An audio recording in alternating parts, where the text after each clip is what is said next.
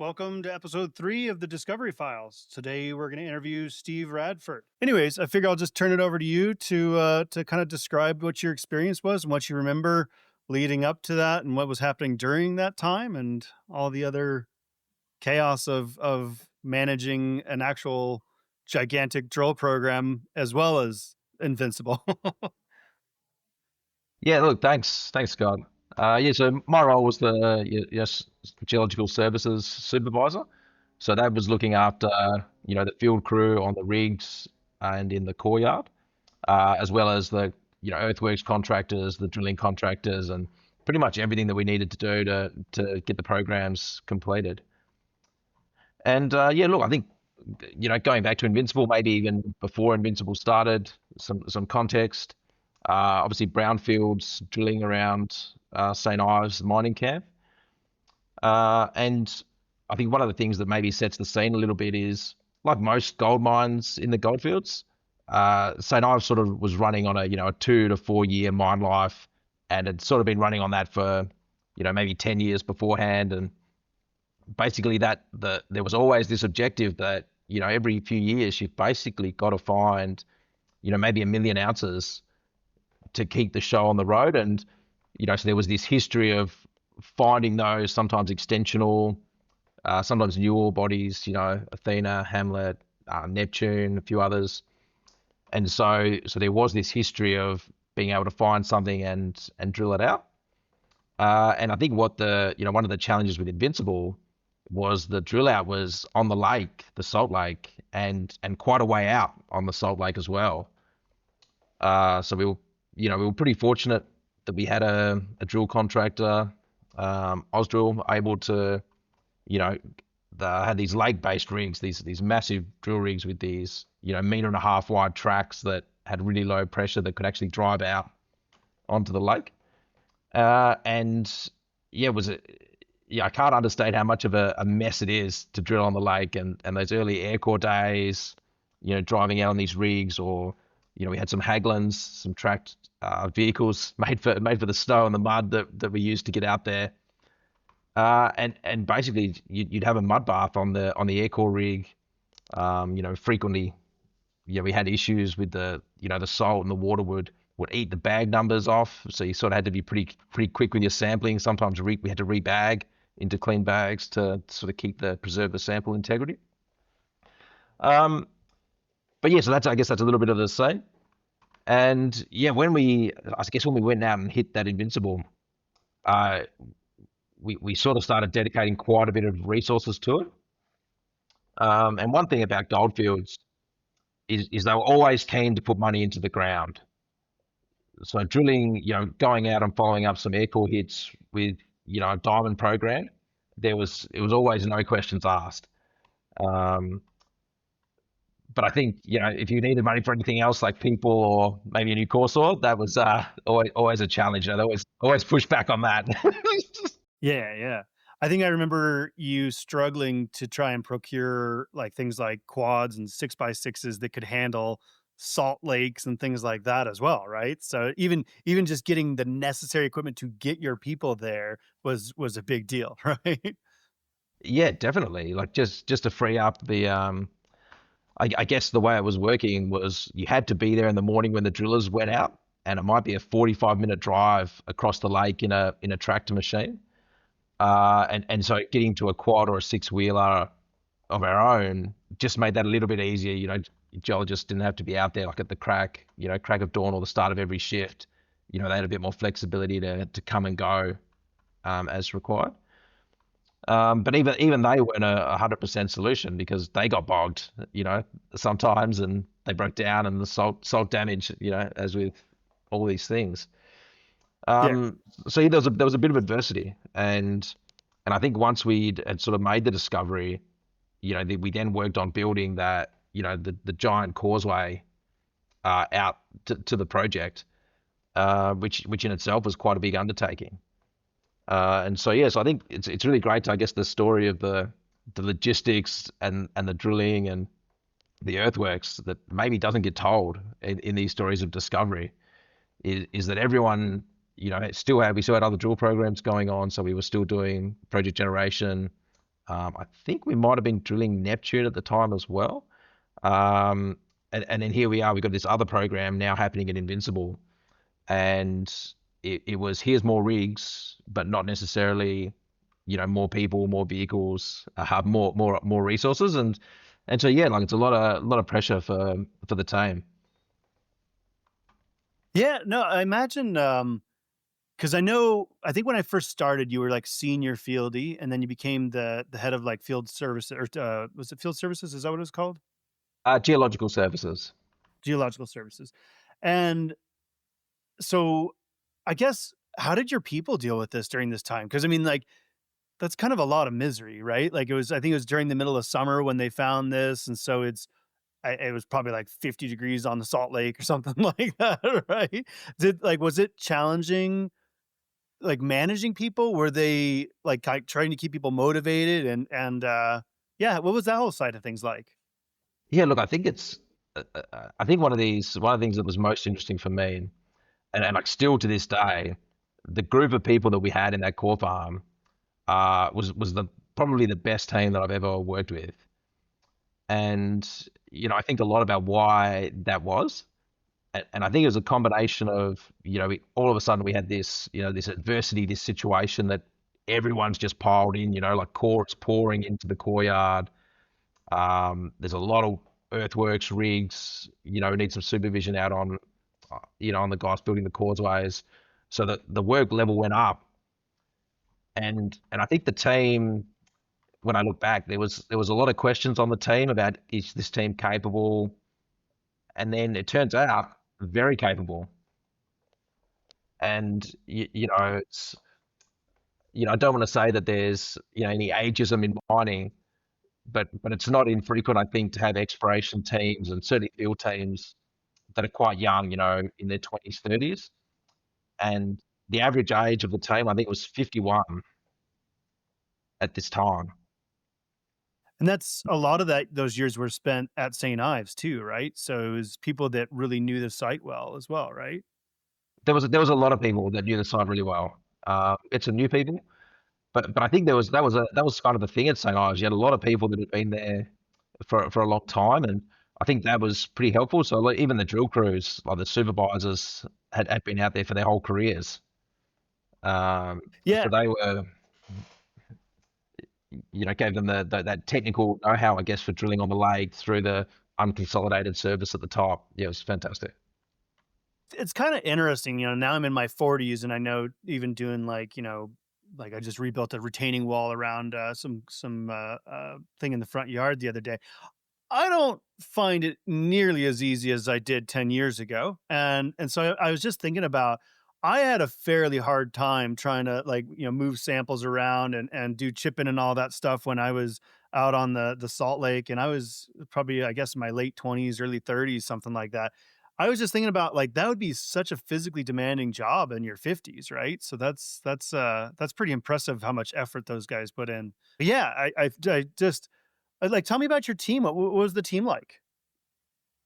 Yeah, look, it was what was I gonna say? Yeah, it was a bit of a diverse team. So we had a few women in the courtyard. Um, we had some really good guys. Alex, I think, was 68 and still working. And he'd been out there, since WMC days. And he was a great. And I don't think I've ever worked with anyone who's worked as hard as what he did. So that was, he really, I think, set the tone for the workforce.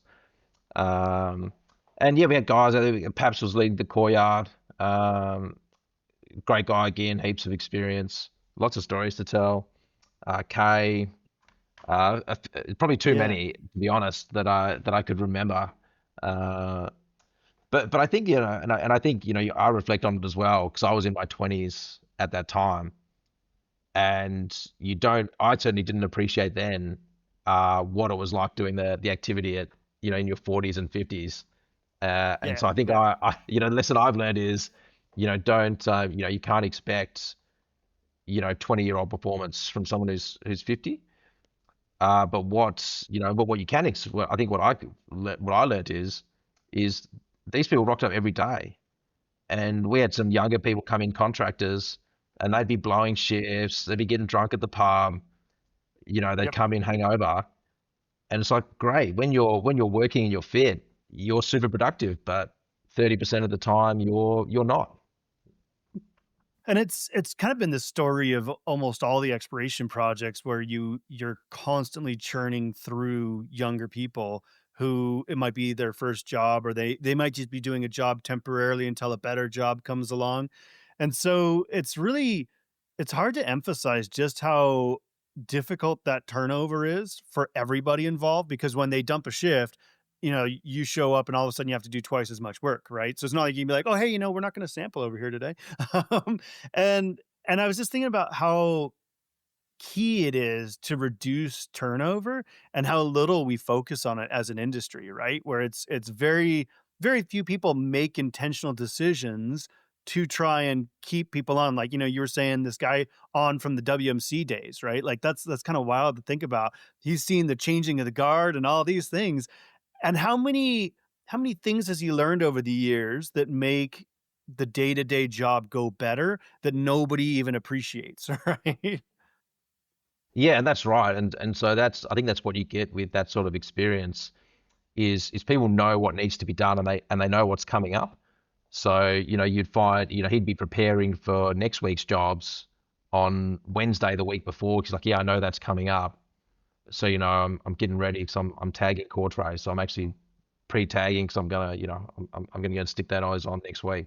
So he'd be doing this prep work days ahead to make his job easier, in the future. So that's a great lesson for anyone I think to take away is don't just think about what you're doing for today, but look for tomorrow, and next week as well. Yeah, yeah.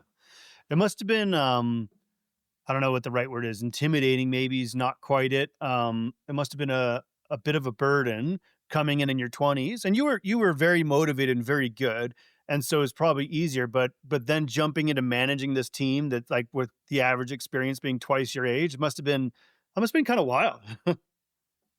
Yeah, look, I think when you're young, you just embrace things and you take them on. But I think one thing that I've always been fortunate enough to have been around people older than me who are prepared to teach you the things that they know, and I've learned long ago to accept that people that have been around and even new people now will know how to do things better than what I do. So as long as you're prepared to listen to someone and go, oh, okay, that's way better than what I was thinking. Let's do it that way. As long as you got that open mindset, yeah, I think it's really good for you and it's good for the team and good for the people you work with. Yeah, yeah. Do you think that that mindset that you had, do you think that's something that's come with age, or is that something you had at the start? I think I've always had that, and I think I grew up on a farm down south. And when you're growing up on a farm, you're constantly being told by other people the right way to do things because you're always messing up, right? So I'm always doing things wrong. And so from a very young age, I just used to the fact that the people I'm around probably know how to do this job better than I do. And so you've just gotta sort of run with that, and I still have that now. So It's an interesting point you make, because I think a lot of what you do. I mean, this would be a good perspective to get from you. A lot of what you do, I think, in exploration and mining is so different from, I guess, the day to day stuff that you do, that I think you probably need to have that the mindset that like the growth mindset that you're talking about, right? That like you have to accept that other people might know more than you do. And it's funny because, like I think even from a technical point of view, I think, like often you come out of university knowing all these things, and I think you probably use them, like maybe 2% of what you learn in university on your first day-to-day job, because, like a lot of stuff is really alien. And I think that's a challenge for a lot of people, because they fall in that like, in that hole, because they go, well, I should know all of these. Now people are expecting me to know this rather than actually asking for help. yeah, well, I think if you don't know, you just have to wing it. But I, but similarly, right? So I think there's at some point in my career, there's maybe been a turning point. So now I'm perhaps the older statesman who has been around for 20 years, and I have, I guess, a lot of that field-based knowledge and experience. But now there's a new generation coming in, and they're really embracing like new technological solutions. And so suddenly now I've got to, I'm looking at these people going, wow, this is, I wish we had this 20 years ago. Like these tools are fantastic. So, I think that as long as your mindset is someone has got something to teach me, that'll really set you up for your life. That's the way I look at it. Yeah, that's good perspective. Yeah, I thought it was kind of interesting. You guys, I remember when you were doing Mag Sus, there wasn't like software where you could easily digitize all of the data, right? And so I remember like it was the first time I'd seen anybody start dictating into the I think it was an iPhone, and like they're doing depths and mag sus readings and they're dictating it, and then they would listen back to that and type it in, and I was like, I'd never thought to do that before. And it was like there's a lot of little things that were just like workarounds to overcome the problems, right? And it was just this group of young people, and I guess not as young people too, that were just constantly figuring out ways around the hurdles, right? Yeah, and I think, it was because there were so many samples coming in and so much drilling happening, like you really had to find the fastest and most efficient way to do things. And, I think at a later date, we got the next model up, mag sus meters and, log chief, and we were able to get some of that digital entry, which saved some time. Um, but certainly, yeah, before that, we were trying all sorts of different things, and when the bags are wet, yeah, that was just yeah, someone came up with this idea like just put your phone in your pocket and take the readings and record it, and sit back in the office later and put them in. It's like, wow, what a great idea, because you can get a lot of readings really quick. Yeah, yeah, And I think that like again, this is where the context sits in is we were sort of pumping out 300, 400,000 meters of drilling a year across exploration and, some underground production drilling. So, on any given month, there might be 40 plus thousand samples going to the lab. So if you got caught up or you fell behind, things got really challenging, really, really quickly. So yeah, so you just had to find a way to make that work. yeah. Did you ever feel overwhelmed, Steve, in that part, in that job? I think, look, I think I didn't necessarily feel overwhelmed, but I was certainly surrounded by people who were overwhelmed Yeah. a lot. That was me for sure. And so I guess an example is um, for people that maybe haven't been to St. Ives, the core yard at St. Ives is massive. So I think we had racks for about 28,000 meters of core. So at any one time, we could sort of have that sort of 28,000 meters of core up on the racks. And, when you're sort of drilling 1,000 meters a day coming in, at one stage there, I think we started falling behind and the racks were full. And so there's a lot of pressure on to, well, take core down and then put new core up, and then we'll have to put the other core back up. So you've really got to sort of hold it firm a little bit and say, no, like maybe just come and process this core that's here, because every time we double handle, like we just don't have the resources to be moving thousands of core trays a day, and stockpiling. But yeah, we did get at one stage. I think we did have something like 20,000 meters sitting in the yard that couldn't go on the racks. While we were processing core, and there was a lot of people getting pretty nervous at that point, because that's a lot of core. Yeah, fair enough. Yeah, I remember being so, I don't even know what the right word is, awestruck when I first got a tour of the core farm. And they're like, "Oh yeah, this can fit however many thousands of meters on the racks." And then, "Oh yeah, there's 12 million meters of core at the different core farms around, and so we can get it to you here in a couple days if you need it." And it was like 12 million meters of core, and it's just the scale of that operation, and what your team is having to do to keep up with the rigs and keep up with the geos, and because that's all the stuff that happens behind the scenes, right? Where like I've worked for little companies that gave me so much more respect for what you and the team did there, because we had to do it all ourselves as geologists, and we didn't have a good system worked out, so we weren't very good at it, and it was so slow and painful, and being able to just show up and have all the core on the rack and ready to go, and it's like, here's a message when it's ready, and it's like that was amazing stuff. Yeah, and I think Yeah. I'm not sure if we had it before you left, Scott, but you know, so we built a few tools, I guess, over the journey when I was there as well. So we had the big manual boards in the courtyard, with 70 or 80 holes written on it. We digitized that. We had it sort of plugged into the database as well. Similar to like Paul had one for the geos tracking the logging, and we sort of we built the same system for the courtyard, so anyone could see when the core was up, when it had been meter marked. So the geo office was maybe what, 15 k's away, 15-minute drive maybe. So you could be sitting in your office and go, oh yeah, my core's up and it's marked. Sweet, I'll come down now and do some logging, or maybe I'll stop in tomorrow morning before coming into the office and get that core out. Yeah. And it was kind of an interesting, I don't know, I was just thinking about the challenges, where, like our team, I think it was like 14 people, and we might have gotten to 15 right before the layoffs. And then there was, I think, six more, and the I forgot the word for it. Like it was like the next department, and then I think six more in the other one after that. And so you had to deal with like 30 geologists, right? And so like, and I know, like, with geologists they always say, like 30 geologists is 45 opinions, right? So but that must have been challenging to keep everybody relatively happy while just churning through core, right? And NRC and air core and everything else too, right? Yeah, and I think that's whilst Invincible was happening, we still had multiple air rigs going, we had RC rigs going, like the rest of the site didn't stop while that was happening. I think we sort of probably had 10, 12 rigs turning on the surface at any one time.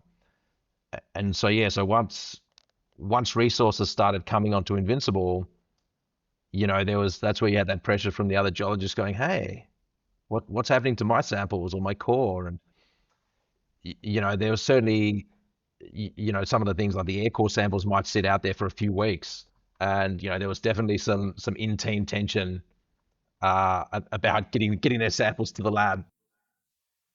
I I remember showing up, like, when I went out to log air core, and at the beginning, and I had no idea what I was doing. And I remember showing up one day, and the wind had shifted overnight, and all my samples had sailed away. And I, I was like, "What is this? Where'd the samples go?" And it was like they're like a kilometer away. So like, how did you guys deal with stuff like that? Because that was maybe not a regular occurrence, but it happened often enough, right? So I think this is for me like maybe signaled as well the way that Goldfields looked at things. And I think Julian, the manager, was a big believer in sort of looking at the bigger picture. And so, he looked and said, well, if we hired another geo and another fieldy and we sat on the rig all day, every day, there's a cost to that.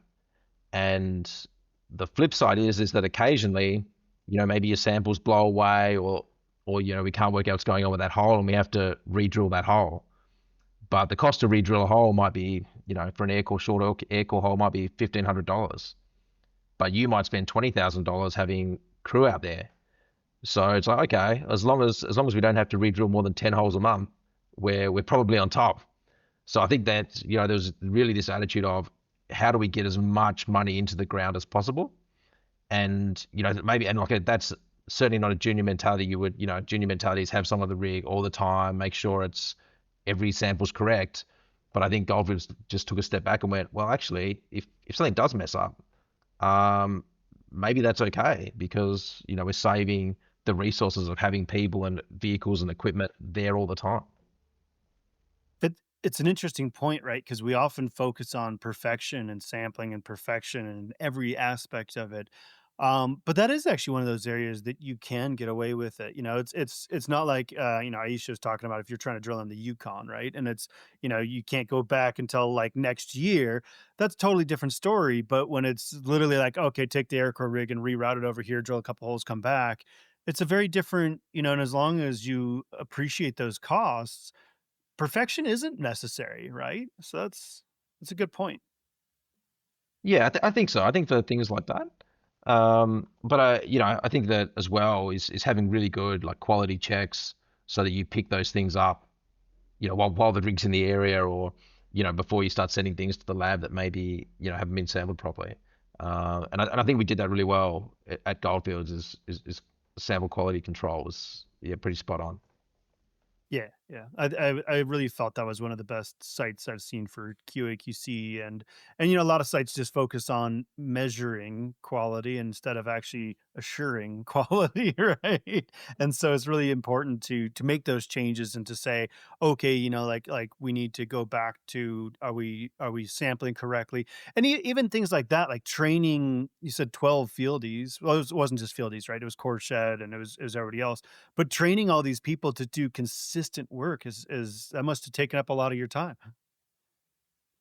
Yeah, look, and that's where kudos to the team, right? And is that when new people came in, we had like these great people to be able to mentor them and sort of show them with their experience, hey, this is how we make things happen.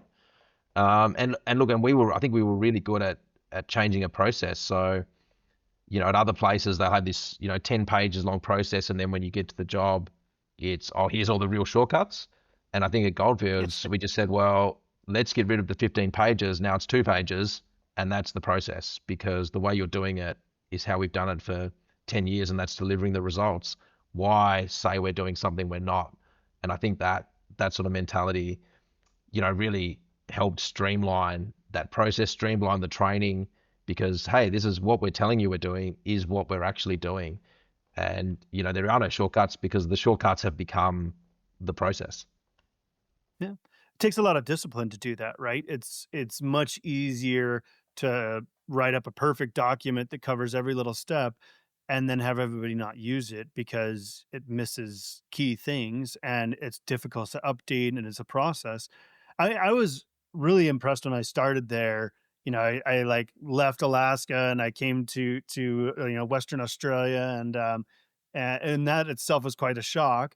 But then how fast I got up and running in terms of having a computer, having all the IT access and all that stuff, and hitting the ground. I think it was like in the first week, I was already like logging aircore or something like that. It was a really short time, and it was a lot of those things were like those documents, like the control documents, and then assigning people to kind of mentor you through this aspect or that aspect. It's like, go talk to this person; they're going to help you with this, and I was just really impressed with how easy it was to start there for being so completely different geologically than anything I'd ever experienced.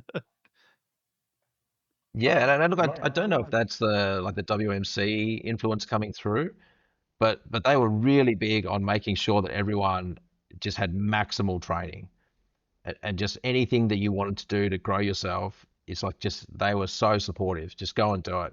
Is that going to make you a better employee? Go and do it.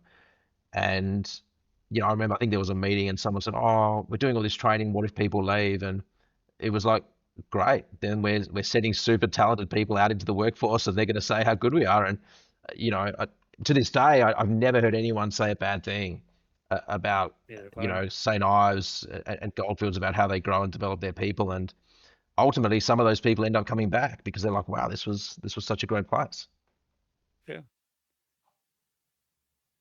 What what do you think is one of the hidden daily things that you had to deal with that was absolutely critical that the average geologists, because most of the listeners on our show are probably going to be geologists, but like, yeah, so what would you say is something that they should know that they don't even have a clue is going on behind the scenes to make their life actually possible? Probably just working overtime to make sure that make sure that everything happens.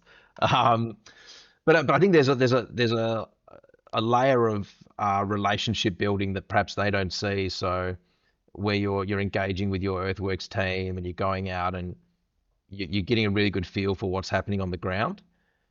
And then I guess those relationships are also across site. So we had a drill request process, and a lot of the steps on that process are all sort of happening away from the geologist. So they're doing the technical part, and then it's, well, you're liaising with, the enviro team, the technical team, then the mechanical services, the electricians, if you're going under or near power lines. So there's like a whole world of things that's happening in the background, site inspections, and maybe at juniors, geologists are doing all of those things.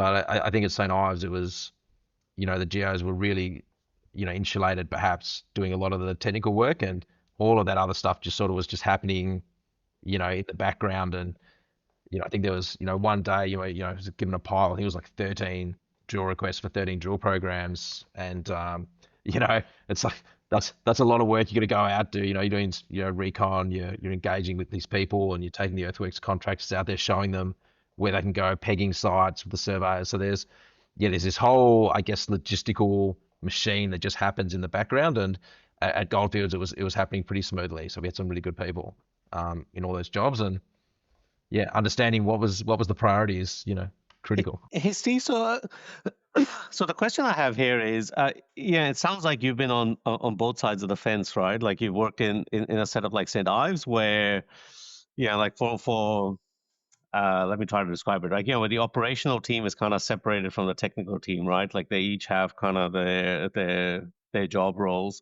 Whereas in smaller companies, those roles often overlap, but on both sides. Yeah, like the geologist sometimes has to do the fieldy work, and the fieldy sometimes has to do the geology work. Do you get a sense? I mean, like, I'm curious to know your opinion on whether you think, like that segregation is good, or would you prefer like smaller teams where there's more cross pollination between the two? Do you have an opinion on like what do you think has worked better for you in the past or not? I think my opinion is that your technical people deliver the most value when they're doing technical work. And it's an ongoing discussion, right? Because if you're at a junior and you've got one or two geos and one or two fieldies, and maybe they're contract fieldies for a drill program, your geos have to do that work.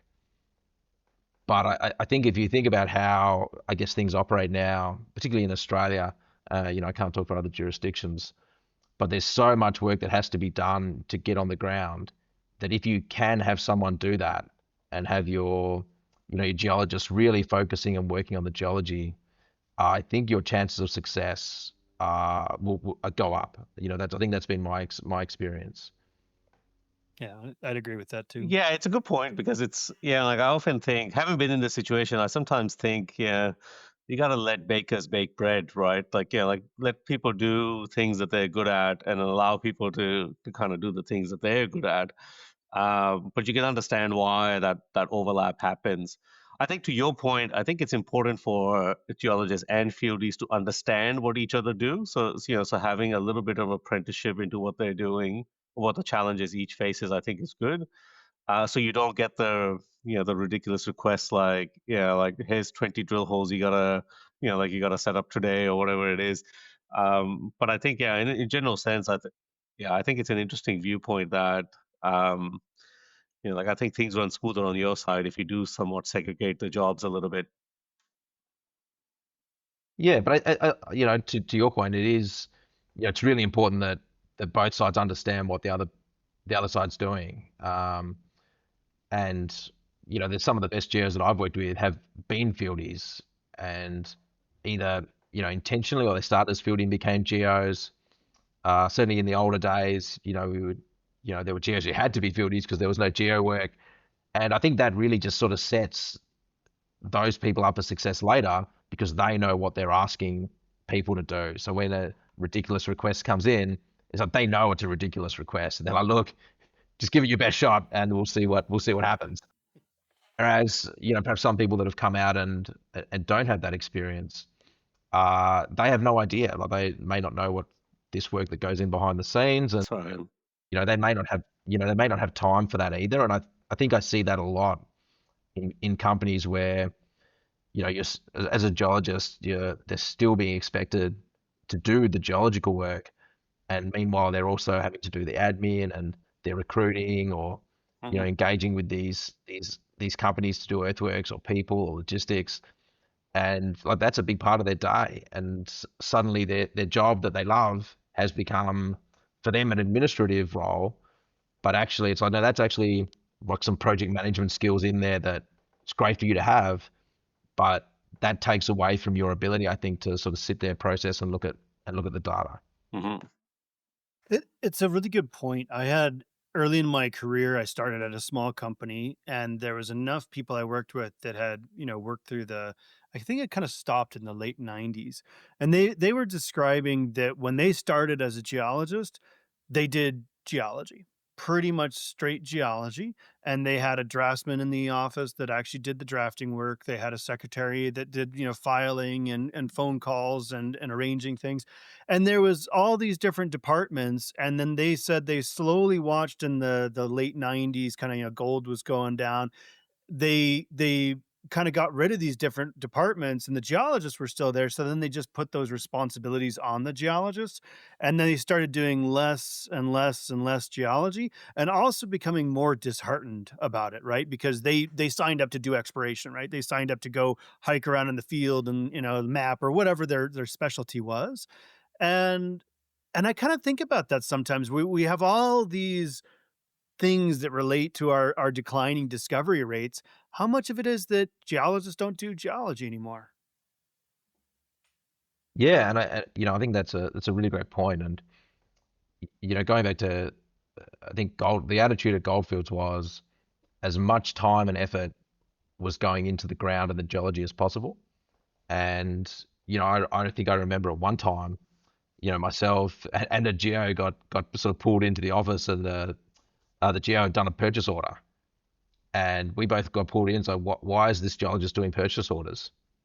And it was like, and for me, that was leadership walking the talk and saying, hey, I've noticed this. I don't want it.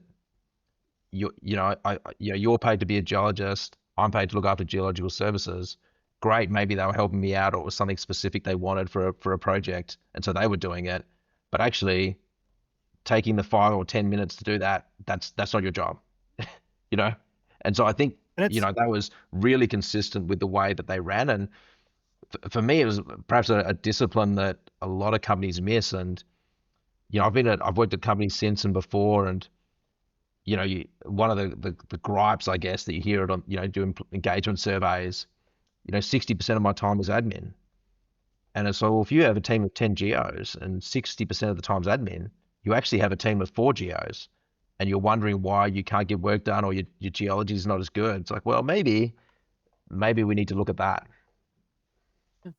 and it's a good point too, right? Because I was just thinking about, you could have had the same exact conversation, and if the person's saying, "Why is this person doing POs?"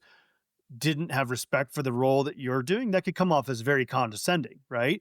But if you know them and you respect them, and vice versa, that it's not a conversation about, there's no condescension there. It's like, we need to free up these people to do their job, just like you need to be freed up to do your job.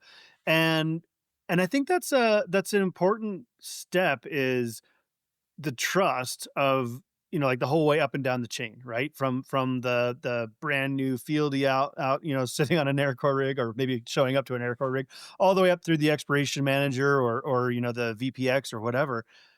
So that way, when you have a conversation like that, it's coming from a position of respect and not one of disrespect, right? Because otherwise it could lead to a very different outcome, right?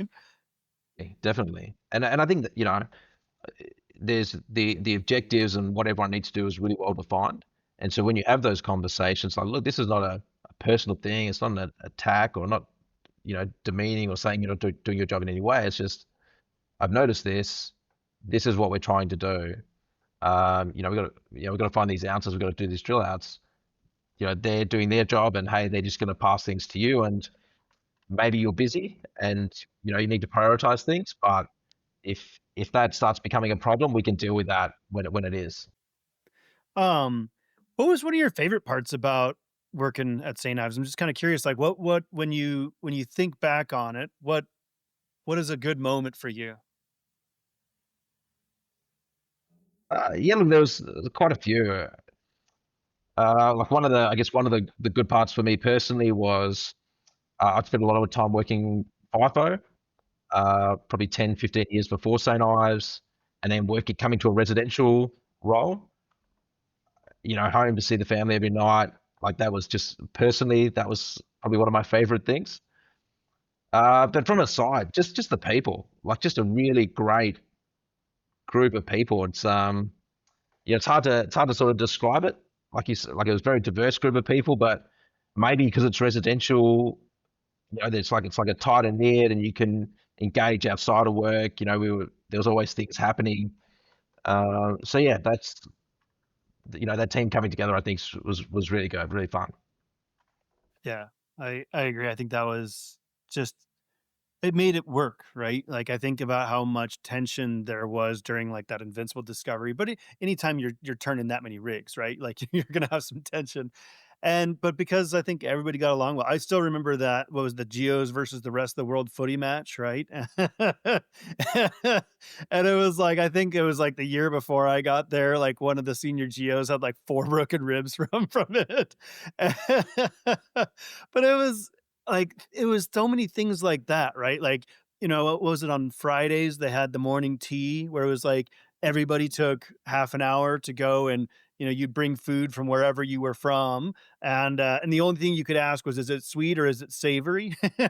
Yeah. So for me, I'd never had anything from anywhere else. I grew up in a small town in California, right?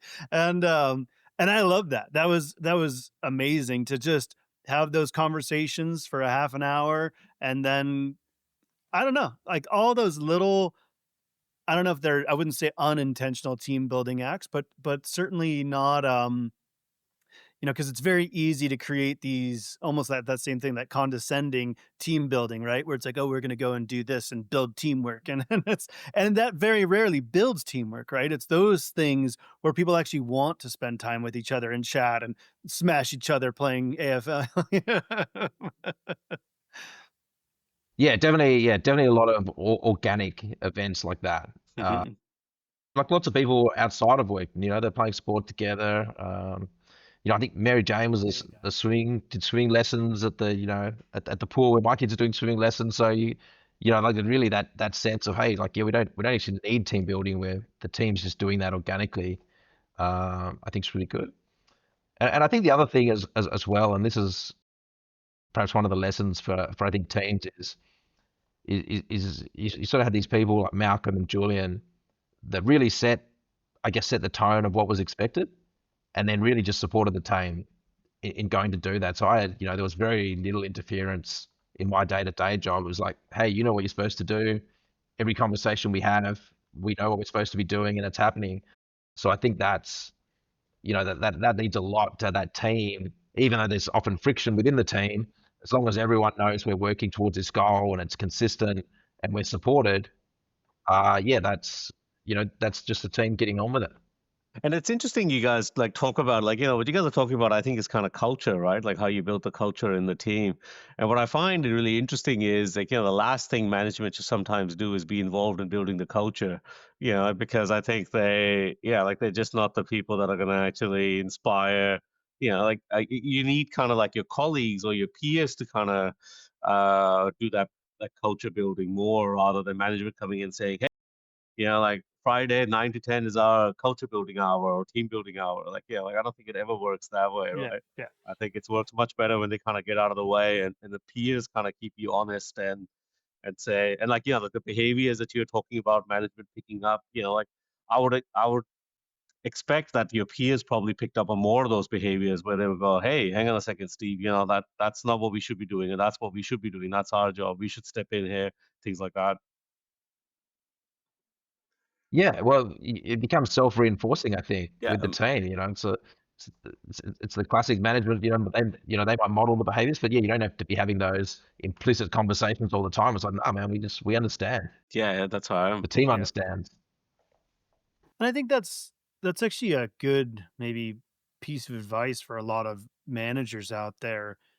I think it's more important to model what you want people to do than to tell them, right? Because you knew where you stood with Julian, and you knew where the program stood with Julian and Malcolm as well, and I never felt that there was that condescending, like manufactured, thing. It was always very much he modeled what he expected, and didn't have to say it. We actually interviewed him a few days ago, and we were talking about just the difficulties of people management. Sometimes is a gigantic challenge, right? And it's I think there's more art than science there, right? And if you say one thing and act another, people pick up on it right away. I mean, when we talked to Julian, Julian was quite honest about the fact that he struggled from the people management point of view, and I think, like to your comment, Scott, about that it's more art than science, is because like you kind of have to read the person first to figure out what formula or like how you're going to kind of engage with them, and I think that's the art part, right? Where I think in the world of HR management systems and things like that, we think that you just got to take this cookie cutter approach to everyone at a certain level. Like in the organizational structure, I don't think that kind of works. Like I remember managing teams where like at the same level, I had people that were 50 and people that were 22. And so so just the aspect of say them like showing up to work on a Friday morning would be kind of different, right? Because the 20-year-old is probably out on a Thursday night, whereas the 50-year-old is probably not out on a Thursday night, right? Like, so, so I would have like, and I remember having these conversations with HR sometimes where, the 20-year-old would call in sick, probably because they were hungover. And, like the 50-year-old would call sick because the kid was sick. And like the HR would have a positive view on one, like, oh, kid's sick, that's acceptable. But 20-year-old being hungover, they go, oh, that's unacceptable if they call in sick for that. And like sometimes I would question them, like, at the 20-year-old's life, like, where they are in their life, this is exactly an acceptable kind of behavior that I would expect. Like I think it's responsible for them to call in sick if they're really hungover because they had a big night or they're not fit for work or whatever. Beats the alternative. Right, like no, but realistically, how is it any different? The 50-year-old is making a call based on the part of life they're at, and the 20. And I think that's the part of people management we get difficult, is because we think that there should just be one approach, one set of rules that should apply to everyone. But I think that's the art part about how you actually manage those those little kind of discrepancies. I remember going to like this sports conference, and there was a someone from like a football club that came in, and they made this really interesting point where they kind of group their players into different um, like buckets based on the where they think they are in life. So are they like, they have the family, do they have kids? Well, they'll need a different type of support. So they try to group all of those players together so they can kind of help each other, and they have a different set of rules. And then obviously in football clubs you'll have the 18, 20-year-olds that just want to go partying all the time, and they get put in a different group. And I think that's that to me is like a more sophisticated way of people management, where you realize that like people are at different points in their life and their needs and requirements are going to be different. Whereas I think in large organizations, we sometimes try to do the cookie cutter approach, and I think that's to our detriment. Yeah, and I think there's quite a bit of research on that, around who leads the team and what's the makeup of the team Yeah. that deliver the best outcomes. And if you're managing your team are quite aligned, you generally get better outcomes. And you know, uh, I think that's a conversation we don't have enough now, because there's often a talk about you need to embrace the diversity, Yep. which can be quite successful, right? Because you're Yep. bringing in all those different viewpoints and people. And certainly St. Ives, we had quite a diverse group, and it worked. But there's a bit of research to say, well, actually, if you have your leader is 30 with a couple of kids and the team's all 30 with a couple of kids, you're actually going to get really good outcomes because they're speaking the same language, and Yep. you know Exactly. that they're getting managed the way that And their life is.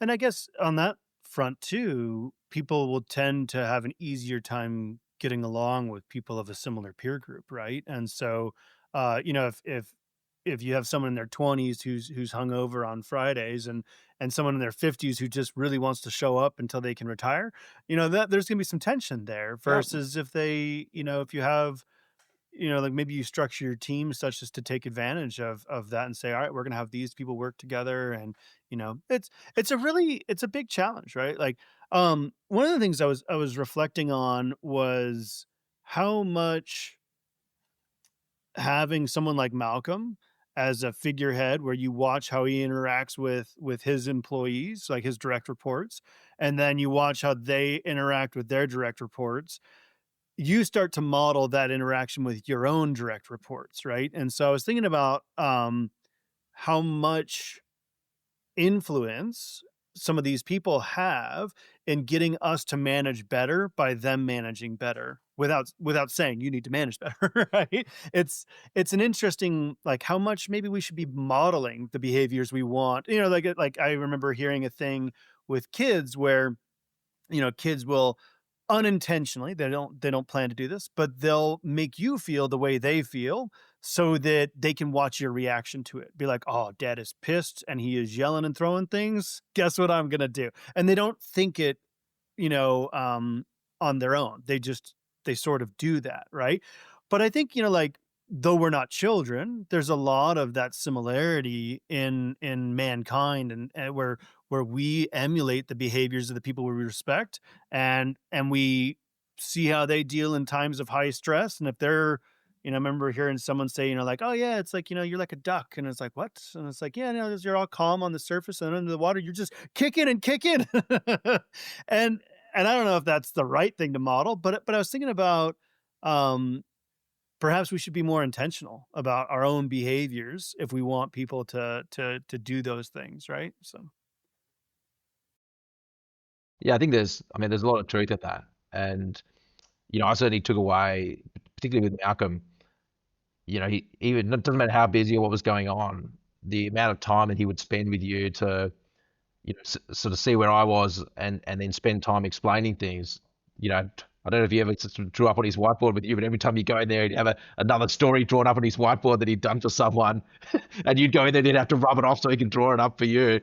And for me, you know, that taught me a lot. And I sort of have taken that to this day. It's like, okay, that's what you need to do, and it doesn't matter how busy you are. Like if you're busy and you brush people off, that's what's going to happen with your mhm. team or with your kids. So if you say, okay, cool, this is something that you've come to me with, and obviously, before you've come to me, I assume you've done some stuff yourself or you know what's going on. Let's sort of map this out, and okay, this is where we're at, and this is what you could do next. Or usually, you come up with what you need to do next.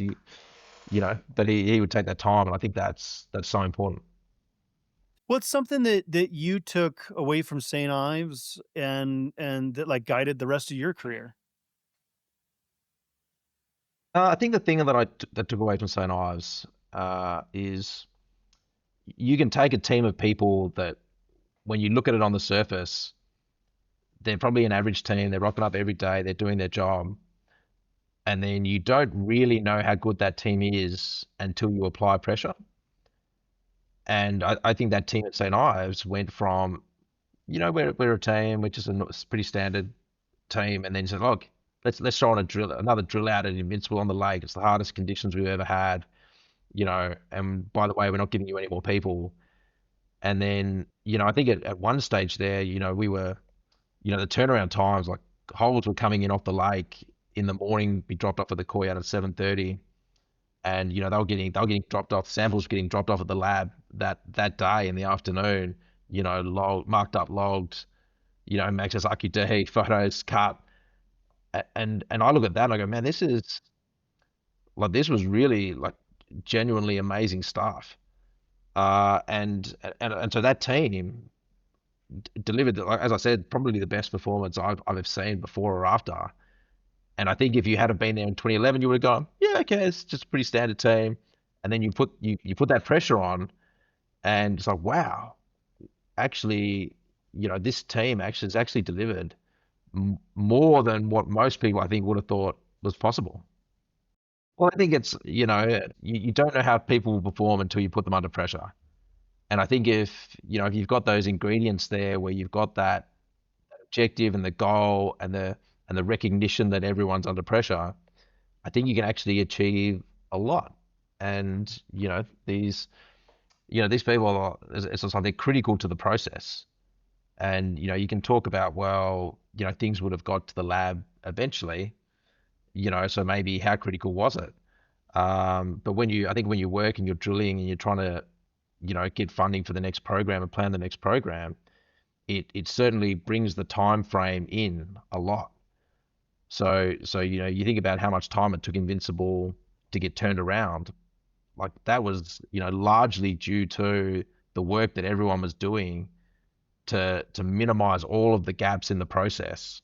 Hmm. So, that's holes drilled, samples to the lab, within a day or a day or two, making sure that, we were talking to the lab and we were prioritizing samples.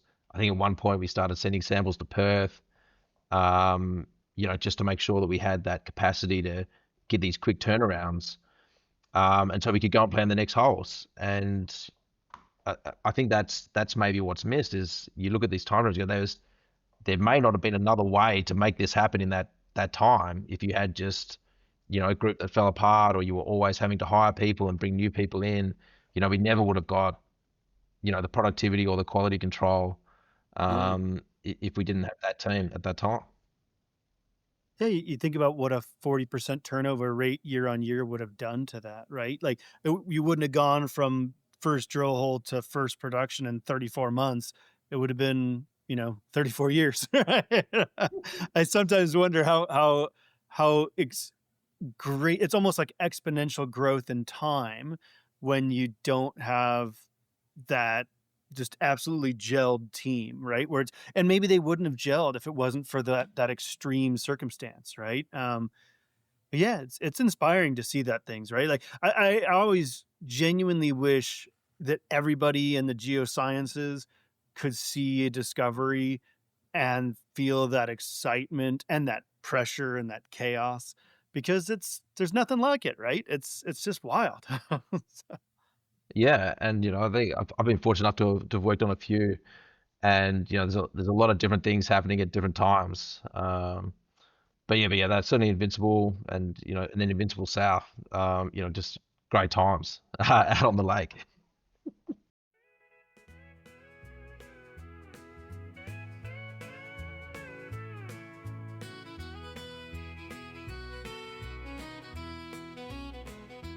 Digging deep where the stories hide, through the hills and the mountains wide. Pickaxe swing and the earth unfolds, chasing dreams in the dirt and gold. Geology calling under our feet, secrets are buried in the rock and heat. With a heart full of wonder and a map in hand, exploring the treasures of this great land.